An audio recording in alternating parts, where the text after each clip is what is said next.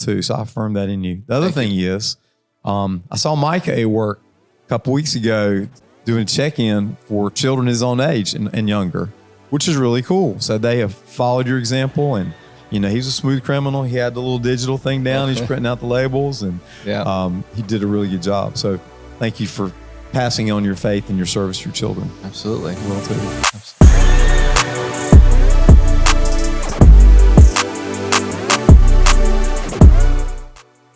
Hey, welcome to the Next Step Podcast. Ray Hardy here with our guest this week. This is episode number 22. We're legal plus one this day. So I hope you guys are doing well out there.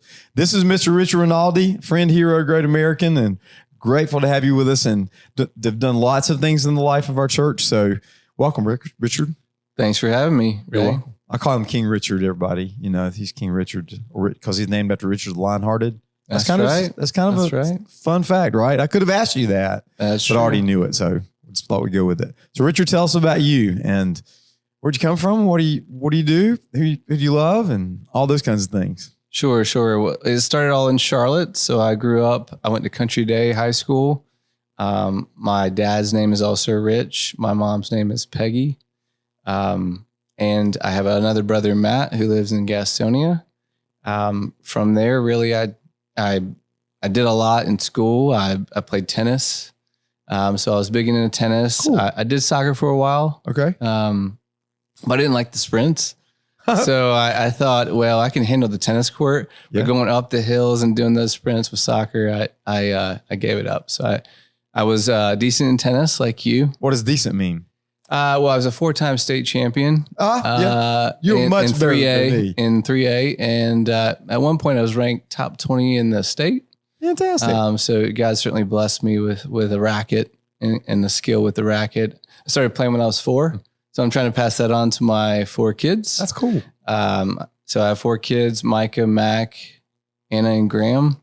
And Micah's 11, Mac is 9, Anna is 5, and Graham is 3. So you got a whole basketball. A lot of different sports going on. I'm hoping that one of them will pick up tennis, but I'm grateful that Micah's actually playing soccer right now. So between the 2 sports, I think we got it covered for now. But back to my parents. So I grew up, went to Providence United Methodist Church growing up, and I was grateful to have 2 parents that got me into church. I was somewhat rebellious to go, but they got me into church, and so I went on church camp or participated in camps and was definitely involved. And I found that was awesome to plant that seed. And then I kind of, went off to college. My dad. Did you play tennis in college? No, that was where I drew the line in the sand to have fun. And those guys and girls would get up at 5:30 in the morning, and I chose to sleep in. Yeah. So sometimes I regret that, but I think it was the right decision at the time. No rotator cuff surgery, anything like that. Nope. I saved the injuries. But so my dad, as I was growing up and being a part of the Christian community at Providence United Methodist, my dad he had his own business. So he ran CCX Inc., which was a global organization. I think it was around 50 countries at the time, manufactured fiberglass mesh, insect screens, stuff like that. And I got to see, what leadership was like at the time. Yeah. Right. And I think that will be intertwined in what I talk about today. But as I was going off to college, I was like, wow, my dad's the CEO of a company. What does that look like? I see him from a distance, but I was wondering what leadership was like. Yeah. And I could see how he was leading. And it was kind of that more old school leadership, kind of really in your face type of leadership. And I was asking questions slowly, but I wasn't quite there to really penetrate what leadership meant to me. So I went to college. I was a good bit rebellious at the time. I did okay, I would say. Yeah. But I was grateful to have my dad because, with his company, I got to have internships. I got to travel to Greece and Italy and participate from a international sales position or status. And then when I graduated college, it was more like, all right, Richard, you need to go to work and get yourself into, the company down and started off actually in Baltimore, right outside there, Hanover, where the Utz factory is. Mm-hmm. That's where one of his plants was. Cool. And so I was part of the international sales group for a little bit. Then we had a situation down another plant that led me to procurement or materials management at the time, which will also be intertwined into my story today. Cool. So then I did that for a while, and this is when China was starting to come, and they were more of a force in terms of manufacturing and manufacturing of fiberglass mesh, insect mesh, all that good stuff. And so we had a person leave the company, and I had to step in and do the materials management thing for a while.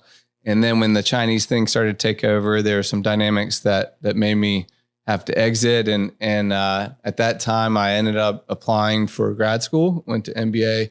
I got my MBA from NC State. I should have said I also went to college at NC State. So my second attempt. Awesome. Go Pack. Yeah. Is that it? That's right. The I don't wolf know thing, what that right? is. That's like more of a love That's sign right. or something. But that's right. We love the pack, right? Yeah, love the pack. Yeah, there you go. All right. So the second time around, more mature, had a little bit of experience under my belt, and I think I was more focused on doing a really good job, right? I was probably that 2.8 GPA type of guy in college. And then when I went to grad school, it was like, 3.8. I was up there in terms of my GPA and my involvement. So I was part of the kind of MBA. I was the vice president at the time. So I was starting to participate in leadership. And what that looked like for me is trying to be a part of the community, try to help the class, et cetera.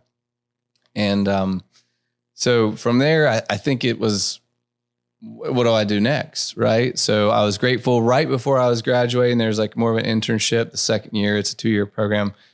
I got recruited by Chevron. So then I worked for Chevron. I got to travel and live in Bakersfield. So very hot, but not humid like here. Yeah. It's a dry hot. So it could be 110. California, Bakersfield, California. Yeah. Bakersfield, California. Okay. That's right. And so I did that for a while, came back and then got a full-time job with them. Worked for Chevron for about 4 years. And then that's right around when Micah was gracing us with his presence, I guess you should say. And you were living still in Bakersfield? I was actually, when I got recruited for a full-time gig, I was in Houston, Texas. Okay. So we live your lovely wife is Sloan? My lovely wife is Sloan Rinaldi. Right. A lot of people know Sloan, but they might not know the man behind Sloan or whatever, the Sloan behind the man or whatever. Sloan does amazing things for our family, but also for the church in terms of leading Kids Point alongside Brittany. And so, after I got done with Chevron, Sloan was all about seasons, right? And I could appreciate that. Houston's you're starting to see a little bit more seasons now, but back then it was, if you saw snow, you're like, oh gosh, this is the end of the world. Something's happening. Back then it was just sunny all the time. So we decided we would come back. Good. And then I was recruited by Compass Group, where I work still today, going on my 12th year with Compass Group. Fantastic. That's an eternity in corporate America. Yeah. Wow. For sure. Spoke a little bit about materials management, my dad's company. What I do now is tied to that. So supply chain, procurement. That's where I sit now. I negotiate deals and then hand those over to a team to manage those deals. Awesome. And you're good at that. Yeah. I enjoy it. Not necessarily from a corporate strategy, although we've had dinner in your corporate headquarters and I can see how you communicate with people very effectively. And that's awesome. So why did you pick Belmont to live in? Because you could have lived almost anywhere. Belmont is just that cute town. It's like the mini me version of Charlotte. Okay. Right. Less, less consumed. It's still got that cute look, like small town feel. Right. And just something about it, downtown and just the vibe was super neat to us. We lived on the Mount Holly, Belmont edge for a little bit, but I think we got drawn to Belmont. We've got Sloan's sister-in-law, Hannah, and then her husband, Brad, live here as well. So we have this community, I guess is the way to say it, in terms of family. And then we're kind of equal distant from my parents as well as Sloan's parents in Kings Mountain. So it was just a great spot to be present and be able to go either Kings Mountain or Charlotte whenever we like. Well, we're grateful that you jumped in. So how long have you been with us at the Point? I think it's got to be going on 10 years, I think. Yeah. And I was going to say at least a decade. Yeah, I think so. Is, when you have 4 kids, time moves pretty fast. Oh, yeah. And the things you think you should remember, like how long you've been at a church. It just, I sometimes got to ask Sloan, like, how long have we done this for? But I think it's about 10. Absolutely. We could check with Mike Howard because he could say, y'all been very generous to the church. You could check your giving record. Yeah. Or something. Well, the first day was whatever. Anyway, but we're grateful to have you because you've done so many things. And talk about some of the steps that our church has helped you take in your journey with Christ. Obviously, we can't make you take steps. Yeah. You can just listen to God and do what he's told you to do. So what are some of those things that you've done? Yeah, I mean, I talked a little bit about it, seeing my dad grow up, growing up, seeing my dad in leadership, and what did that look like for me outside looking in?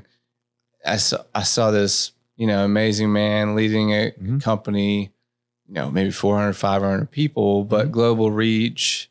And I was like, wow, you could see, what leadership was like. Right. And then I started to want to take more of an active role in leadership. And one of the many ways that the church has helped me is just fueling that passion to be a great leader, an impactful, servant-led leader.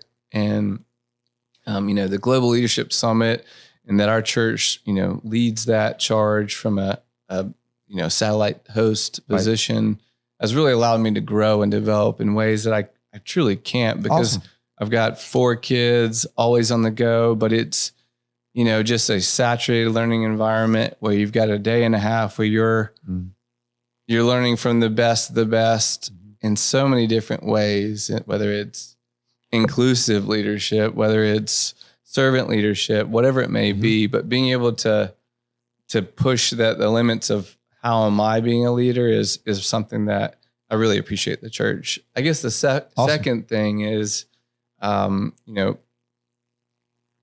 I guess a little over 7 years ago, kind of Sloan nudged me in church as we were talking about mission trips. And, sometimes you need the nudge of your wife to really, a ding goes off in your head. And that's when that servant leadership from a standpoint of serving those that are less fortunate than us. And that's a good point, though. You paid attention. You made that decision together, and there was a nudge. There was a calling for her to share you with the world in that way, right? Exactly. And oftentimes people, when you think about the hands and feet of Jesus, you're seeing those people. But the true people oftentimes are the people behind the scenes that make that happen. Yeah. And I think that, God appreciates everyone. Absolutely. Those that are kind of in the roles that go and fly into the jungle and serve wherever they're supposed to be, but also those that are taking care of the local community and your family and the people that certainly you want to love, serve, and protect, which has been the motto that we've been pushing for the past 2 years, is that God calls us to love, serve, and protect. Yeah. And we push that, or we drive that into the mission fields that we go, but it's no different than in your homes. You're called to love, serve, protect your wife, your kids, your community, your church. Yep. So I think it's a powerful message of, how, God calls us maybe into these mission fields, but then brings us back. It's you're blessed to be a blessing. You go to bless others, and then you come back blessed. Yep. And then you can hopefully take some of that and then, feed it into your own family and community. Right. So now that you've been to third world countries several times, you've been to fancy countries, what I call them, Greece and Italy, that are very much westernized like we are and have a lot of those benefits. But you've also been to third world countries in Nicaragua and in Guatemala, perhaps some other places that I don't know about, but I know those. When you went and then you came back, what had changed in you? What did you notice that changed the way that you lived your life? There's always a level of gratitude when you come back that's hard to put a finger on, right? When you go there, everything from your lights working in a shower, or even a shower having hot water is something that you take for granted here in the United States. Right. It's interesting. Sometimes I'll actually, just take a shower without lights on because there's almost a part of me that goes back there, and it's a place that tries to humble me, I guess. That's awesome. So you actually will take not just cold showers, but dark showers. I don't know how many cold showers I take. But oh, you still got the hot water going on? Yeah, I take occasional cold showers, but I would say it's more of the lighting and being okay without a lot of lighting on, and just being in that present in the moment of, man, God's given me so much. I can flick this light on and it works. I can turn the shower head and it's hot. But those are just some of the things. But I think the other thing is, that we take for granted oftentimes the power of our smile. Yeah. And I see that when I go see these kids and how much they smile and how big their smile is, that you don't have to do much. You don't even probably have to speak their language, though I try, as you know. Yeah. Having gone with me, I got a little Spanglish, Spanish, English. Sometimes I intertwine them. But so, I think it's, being present, which sometimes I can be a little all over the place. Yeah. Being present, being grateful are two of the bigger ahas when I come back. Yeah. So one of the things I noticed when I came back the first time was I was mad at Americans. Yeah. Of how demanding we are, and even members of my own family kind of like, I'm sorry your French fries are too done. Yeah. But eat them. All right. That kind of stuff. For sure. So in addition, you served as a group member, a group leader, right? Talk about some of the groups you've been in. Yeah. So I've been a part of, the mix or couples group. I've led occasionally. We've done, more of a man up type of thing where we get out and we just go to a restaurant or a place and just talk, be real and raw together. Right. And, you never know what someone's going to until you sit there at a table and say, hey, what's up? What's going on? And I think that's kind of the power of connections. We say there's certainly come and hear the word of God in the rows, but there's so much power in circles. And there's so many things that you can learn there, being there for each other. So it's that group. I think we also did the more of the leaders development group. I can't recall what that was. Followers made. Yep. And I'll tell you, that was a huge, undertaking, and a huge, to be that committed for 26 weeks. Right. And having all those different books to read and then share, how's that hitting you? Yeah. And it was, those groups stand out. I would say we are certainly trying to have more of an intentional group around, missions and making sure people can help right now. That's kind of the latest development, is having a missions group that it's not only about going and the people that are going to go, but as I said, there's people that can still serve. They can provide monetarily, or they can provide their time in terms of helping with crafts and supplies and stuff like that. So I think those are some of the main groups. Cool. That stand out. And so you're leading that missions group, and we do missions locally and nationally as well. That's correct. And you participate in some of those things as well, but you're really kind of leading our global missions international efforts. And so we got a couple of trips coming up soon, right? When are they? That's right. We've got 2 trips. We've got a group going to Guatemala, returning there to be there to celebrate these kids as they graduate.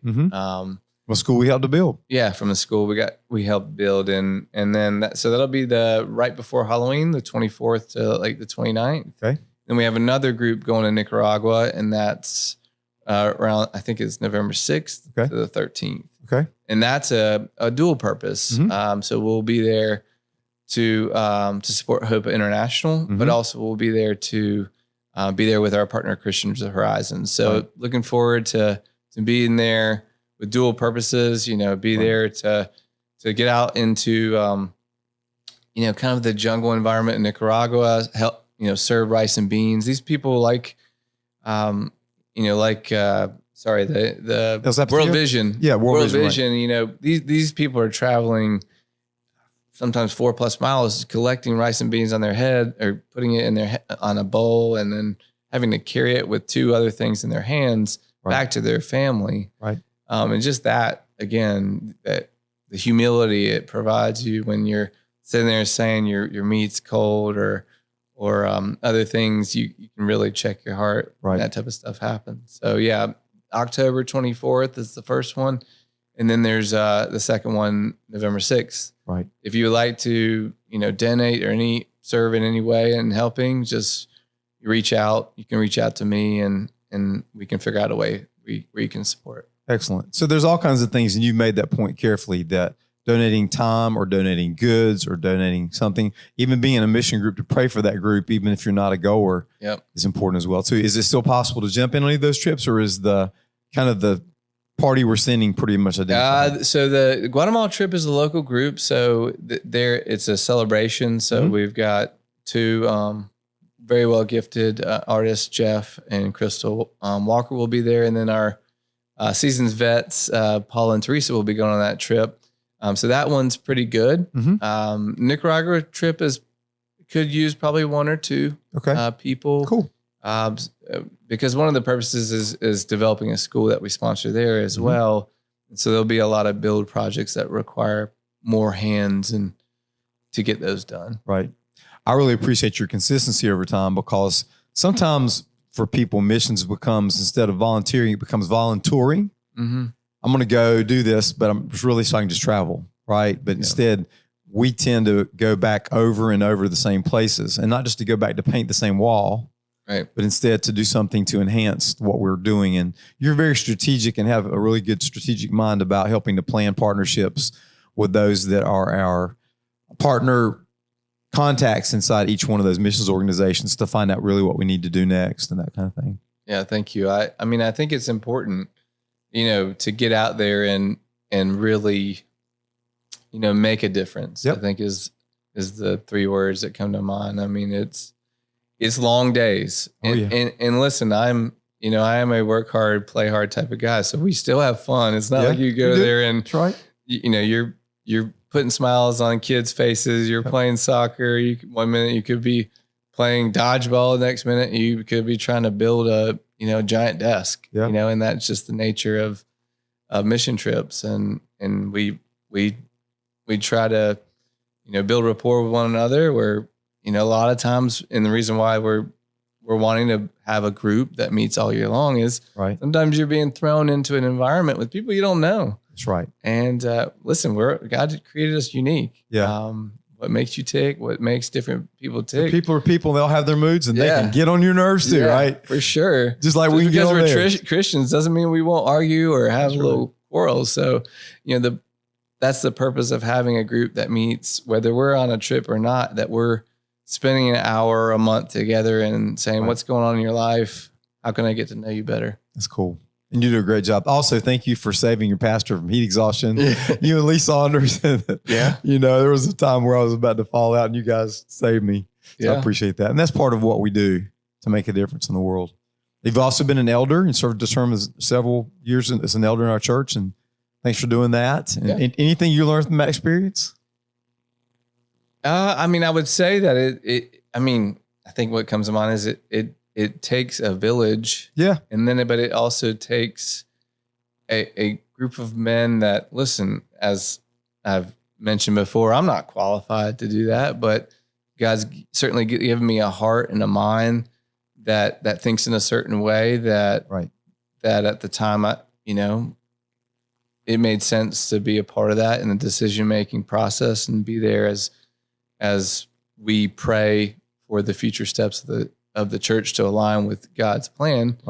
I think what it teaches you is, and this is I'm a corporate guy, is you need to learn to accept when leadership makes a decision that might not be what you would agree to. That's why it's a group. It's a group, and God gives. That's what inclusive leadership is. A group of minds is better than one mind. And I think in the corporate world, I see that a lot is I have to put aside me and look at my team or look at the people that work alongside of me. And it's really our group. What does the group believe? How does that manifest itself versus what Richard thinks? Cool. And I think that plays out a lot in family dynamics as well. It's easy for you to be like, oh, this is how everyone should live their life. Yeah. But with 4 kids and Sloan and, that's not how it should go. Right. Well, you've really grown and matured, and you were grown and mature when you came here, but just watching God do things in your life and your obedience to following him and taking steps is powerful. And I really appreciate your shout out for the Global Leadership Summit, because we'd love it if all the people in our church would take it as seriously as you do, because it's really a great resource. So, yeah. I mean, my shameless plug would be is like, if anyone's doubting it, please don't doubt it. It's a powerful event. I mean, I'll even put my money where my mouth is. Yeah. If someone wants to go, I'll back them up. Awesome. You guys have supported me. I've been able to do bigger and better things because of the church supporting my growth. So I'd be willing to put my money where my mouth is. Thank you. So you heard it out there. Richard says that if you want to go next year, he might help you fund to do it. Anyway, thanks for doing that. Yep. So sorry, Sloan, in advance. Well, just maybe you can equal it out with a shopping trip or something, Bed Bath and Beyond card or something. I'll figure out something. That's cool. So talk about what it means to be a father, to children have different personalities, because you have beautiful, wonderful children, but they're different, right? Yeah. Talk a little bit about your kids and their personalities and what you've learned about our Heavenly Father because you're a father. Yeah. I mean, I think it comes down to what makes people tick, right? What makes Anna tick or what makes Micah tick is different than Mac and Graham. And,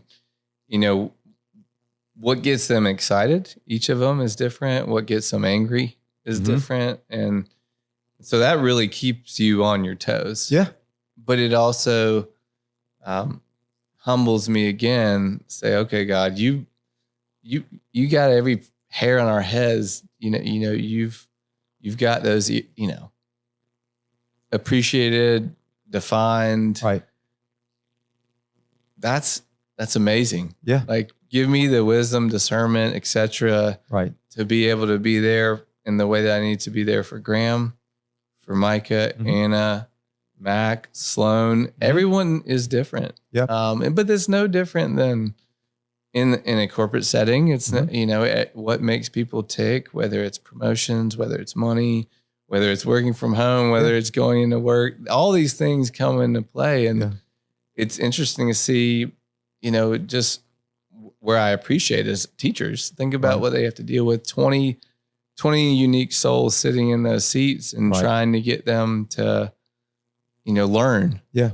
And they don't even all learn the same way. That's right. It's a fascinating thing. And same thing applies at home is some, love languages, for example, for kids. I haven't read the book, but I can kind of figure it out of this person might be quality time. This person might be, giving hugs and being there in that way.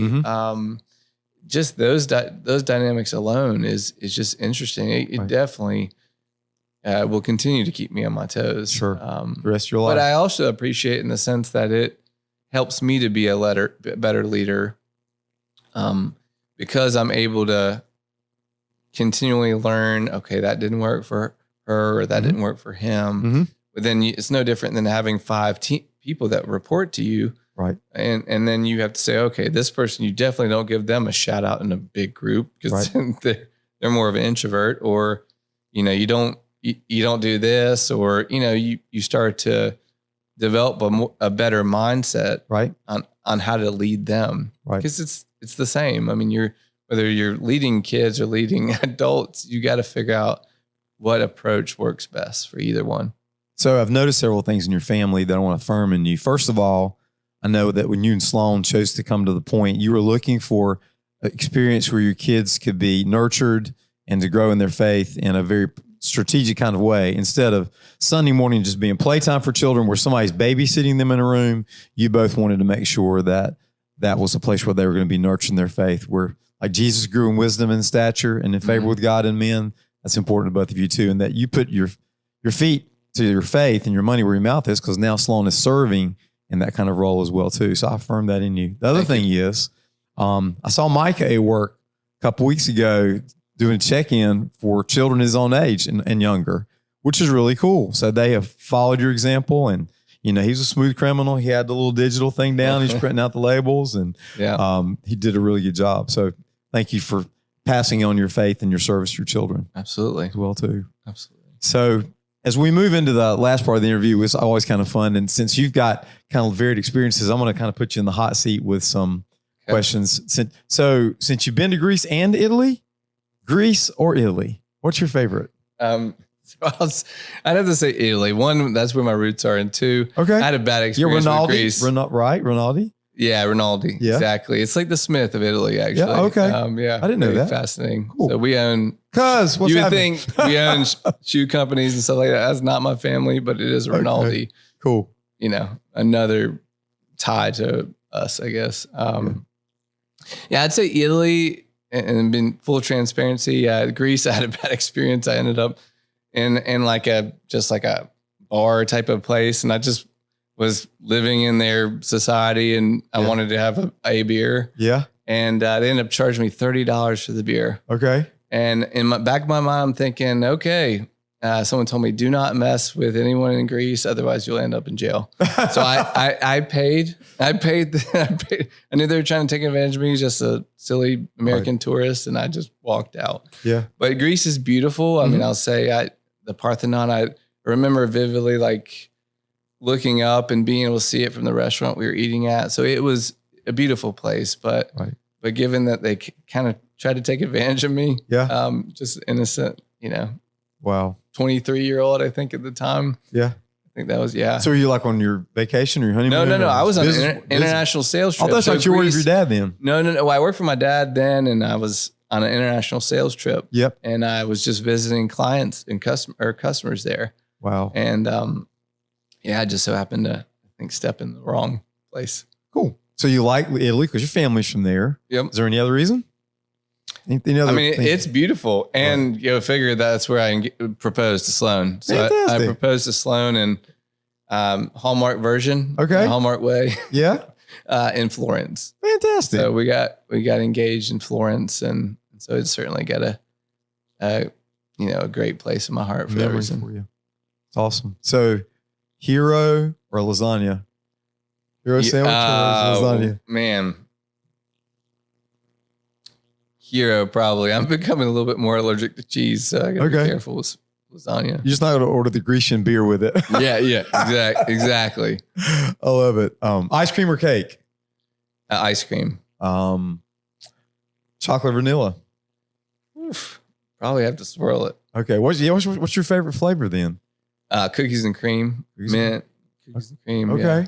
All right. So put some of the green stuff in there. I like Oreo, anything like that. Yeah, man, I'll tell you, it's Oreo hard to beat Oreos. Yeah, Oreo ice cream is amazing. And so since you're in procurement too, there's a difference between an Oreo and everything else that pretends to be like an Oreo. For sure. It's just different, right? Good deal. How about America? East Coast or West Coast? East Coast. Okay, because? I mean, that's where my roots are. Yeah. Yeah, I mean, I enjoyed Houston. I mean, it was a great place. Living downtown Houston is pretty. It's not really west. It's down the middle. I understand. But you did live in Bakersfield for a while, right? So you did that too. No, definitely don't. I mean, I wouldn't live in Bakersfield. No disrespect to people in Bakersfield. I understand. It's not for me. There's a reason why they race these speed cars out there in the middle of the desert in case they hit something. They won't hurt anybody, right? Yeah, exactly. That's cool. So then Houston Texans or Carolina Panthers? Panthers, yeah. Okay. It's a hometown boy. Yeah. So tennis is important, part of your legacy. So I'm going to say Roger Federer, Novak Djokovic, or Rafa Nadal. Nadal, because he's lefty. Okay. Yeah, I'm a lefty. You're a lefty too? Good deal. Yep. Have you ever seen the Trinity movies that were back in the 60s? No. They called him Trinity because he was the left hand of the devil. I don't know. I don't think that fits you. But anyway, that's what happens with that. No, I have not seen that. So would you say your playing style is like Nadal, like kind of attacking from all over? Yeah, I had a wicked spin serve. Okay. I mean, I was one of those that would just spin it. I just got to play with my dad recently, and my serve wasn't there. It showed itself a couple times. Yeah. But it has a nasty kick because it's lefty. So people that are used to right-handed, servers, they weren't used to that. So Cool. yeah, I was pretty aggressive. Okay. So a lot of ground strokes, or did you like to go in and pick them off from the net too? I was more of a head game type of guy. I'd play it out with you and see what happened. Okay. Yeah. Then you just kind of mess with people, right?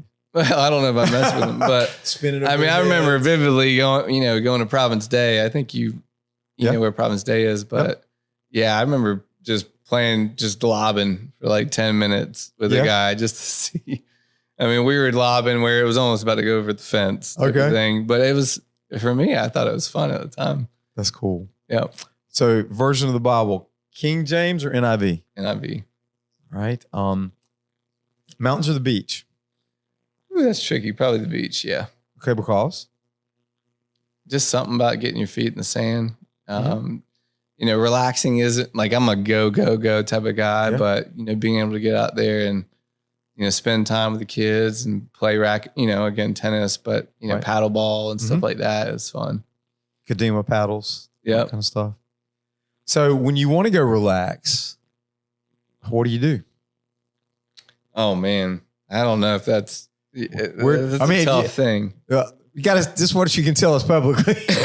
No, nothing like that. Yeah, I think it's, what I've been trying to do again, getting a, mindset is so key these days, and just I've heard, within the last year, I heard whatever starts right stays right. Right. So I've been trying to do more of just like getting on the ground and spending 5 minutes of whatever prayer comes to my mind. But the other thing is just being able to go walk, not always because I'm always on the run. I do run during the week, but just being able to walk, and whether it's listening to a podcast like this or listening like Atomic Habits by James Clear, or great book, by the way, Atomic Habits. Everybody needs to read that. Or some other book, that just entertains me. Yeah. Just being able to do it in that way is trying to calm me down. Do you learn more auditorially or visually? Interestingly enough, so I'm visual, but because I'm so on the go, I've had to adapt, and I am still a work in progress towards audible. Yeah. Because as I drive into work, audible, YouVersion, audible. I am reading it occasionally, but I'm it's through the app where someone's reading to me. I like to read books, and I do a lot where I'm reading it, but more often these days than not, I'm listening to it. Yeah. And if I like it well enough that I want to reference it, I'll go back and buy a book and read it and have it like on Kindle so I can sync them together and all that kind of stuff. Yeah. I'm learning from you, man. It's good stuff. Absolutely. Last time we went running together, we're in the park, right? The park up in Lowell, and had a good long conversation. That's right. That's really cool. It's not golf. We have a 4.5 hour conversation. We have played golf before though. And Richard's good, y'all. He's good. You can lace it up there. Like 10 shots per round. That's right. That's what keeps you coming back, right? Exactly. That's awesome. Exactly. Democrat or Republican? No, we're not going to answer that today. We're going to stay in the TBD. Country. That's right. That's what we decided. I love it. Well, thanks so much for being part of our podcast today. And if there's anything else you want to say, kind of to wrap it up and put it in a bow, and kind of say, if you're encouraging people to take their next step in their journey with Christ, maybe a favorite Bible verse or something God is speaking to you now about, what's God saying to you these days when you get on your knees for those 5 minutes or take those long walks and that kind of stuff?